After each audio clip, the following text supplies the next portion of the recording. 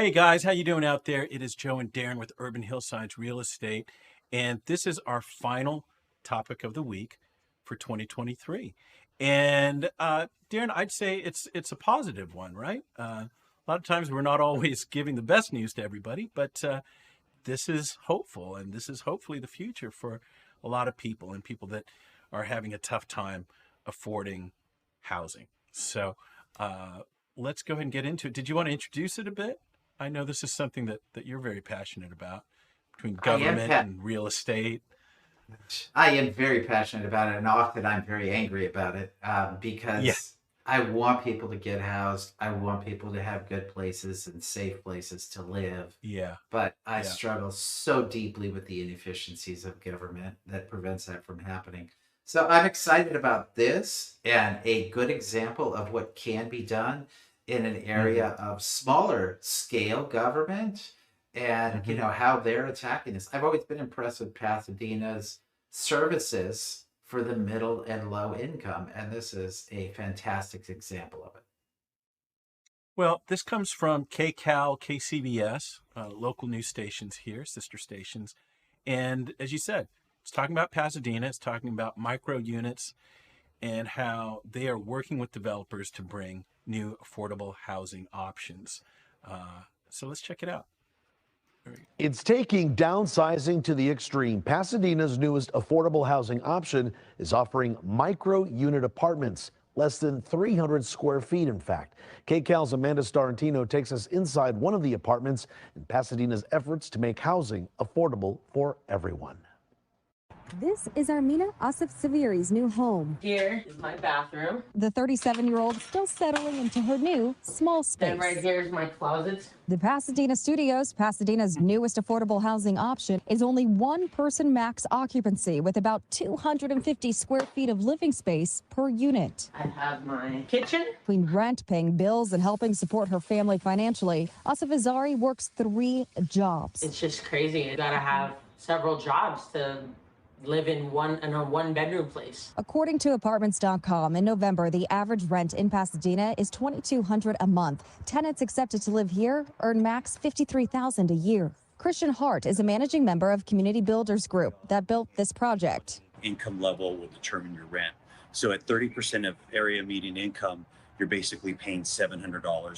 There are 180 units in this apartment complex, and along with the unit that you're leasing, you're also getting a ton of facilities here as well.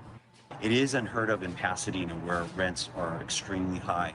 So the city of Pasadena helped to create an entitlement pathway so that we could create a higher density product. And this is just one project of many in the city of Pasadena working to help solve the housing crisis. The housing crisis affects a large segment of our population and different subgroups in there. And so we are trying to provide housing that addresses many of these areas. Bill Wong, Pasadena's housing director, showing us another affordable housing option in the works in Pasadena. This one for seniors on fixed incomes and the other for the homeless. Housing costs in the marketplace go up, 5, 10, 15% a year. And there's no way that somebody on a fixed income can keep up with that. Wong says more micro-unit options are in the planning phases for the coming years as they keep an eye on how their first complex benefits the community. I don't mind it right now. The change and get me on my feet and get me going into whatever my next chapter will be. Reporting in Pasadena, Amanda Starantino, KCAL News.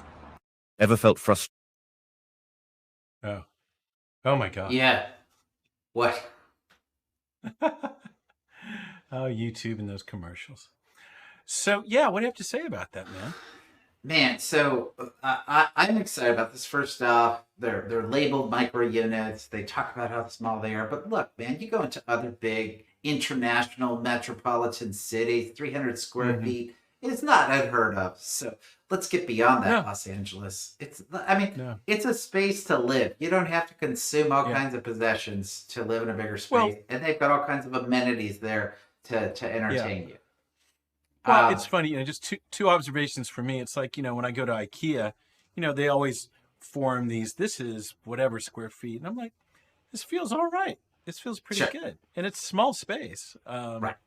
Yeah, I can totally. I think the other thing too you're reminding me of is we've mentioned this a couple of times where, gosh, the size of a kitchen is not really as much of an issue as maybe it used to be. Kind of similar thing, times change, people live differently. Yes. Right. Most people don't have a dining room. They'll eat in their living room or at a little kitchen island. That's a substantially lesser used space these days. Or that becomes their office. That's also very common. So the other thing I love about this, and I think Pasadena is really good about this, is it being based on income. So there's an accountability component, man. This is what I hate about Los Angeles rent control. Somebody can earn $300,000 a year and have a $700 a month rent. That person should not be consuming that unit. So, your rent is based on a percentage. Now, that whole percentage of 1/3 of your income should go towards housing. That's been out of whack for 50 years, man. I'm sorry. It's just what it is. People who buy houses can qualify up to 50%. So let's at least use that number and say where it is. But look, if these are basing it on 1/3 and that's what you end up paying, well, then fantastic. These people have a chance to save, hopefully, a little money to be ready to move up if they partner up with someone they want to live together, or if their income starts rising and then they need to move on. I love that, I'm sure there's a transition phase, but I do love that they'll phase out of that. If they get to a point where they're earning more money, it should create room for somebody else to come in. Absolutely. They're doing it right. They have a lot more land in Pasadena. They have a lot of underdeveloped land in commercial corridors. But we can figure it out in LA, but we got to cut through the red tape and all the restrictions that government brings us in building. I was going to say too, you're reminding me, Pasadena is a beautiful city. These people are not being ghettoized. They're living in a very nice community. The lower income neighborhoods of Pasadena are substantially nicer than the lower income neighborhoods in Los Angeles.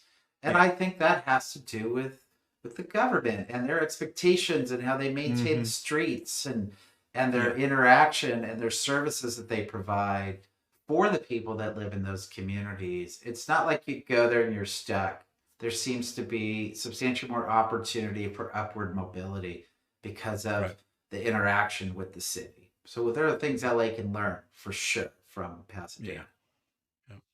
All right. Well, I liked ending 2023 on that note. That was a good one.